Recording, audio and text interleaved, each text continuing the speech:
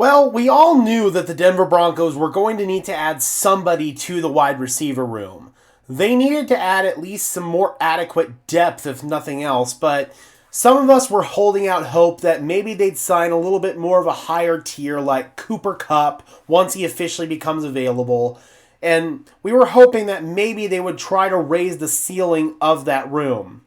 Unfortunately, the Broncos just made a move today that does not suggest that they are trying to raise the ceiling of the room, and it confirms what a lot of reporters had been saying. The Broncos are a lot more in favor of their wide receiver room than we are as fans and other members of the media such as myself. I want to go ahead and bring in this tweet here from Jordan Schultz. The Broncos have signed free agent wide receiver Trent Sherfield to a 2-year deal worth $8 million. I'm not a fan of this right off the bat, Broncos country. I'm just going to come right out and say it. I don't like this move, and I don't think it makes a whole lot of sense for the Denver Broncos. Let me go ahead and bring in Trent Sherfield's numbers over the last 2 seasons. He spent 2023 in Buffalo, and he spent 2024 in Minnesota. Not even 100 yards receiving in either one of those seasons. 11 catches for 86 yards and 1 touchdown in Buffalo in 2023, and last year in Minnesota, 8 catches for 83 yards and a touchdown. So he is not somebody who has done really anything in the league since 2022 when he was with the Miami Dolphins when he had 417 receiving yards, a career best year. Maybe this is a special teams move, but outside of that, man, I don't get this. I really don't.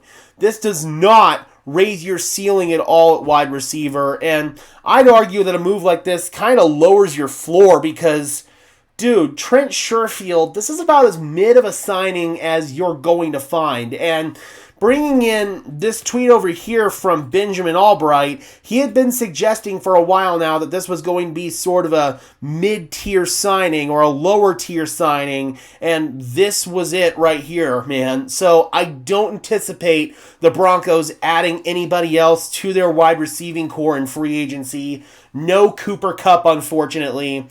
This does not move the needle for me at all, Broncos country. I don't like this move whatsoever, and I think the Broncos are making a very questionable decision here, paying a player $8 million who's barely seen the field in the last two seasons. Like, what are we doing? What are we doing here? So, yeah, man, I'm not going to sugarcoat this one and try to put some positive spin on it because I can't find one. I just can't. This is not a good move, and I'm perplexed as to why the Denver Broncos made this signing. But if you guys can maybe offer your thoughts as to why the Denver Broncos made this move, please do in the comment section below. I would love to hear from you as always. Be sure to leave a like on this video as well as subscribe to the channel. And until next time, guys, I'm your host, Gage Madrid, saying peace out.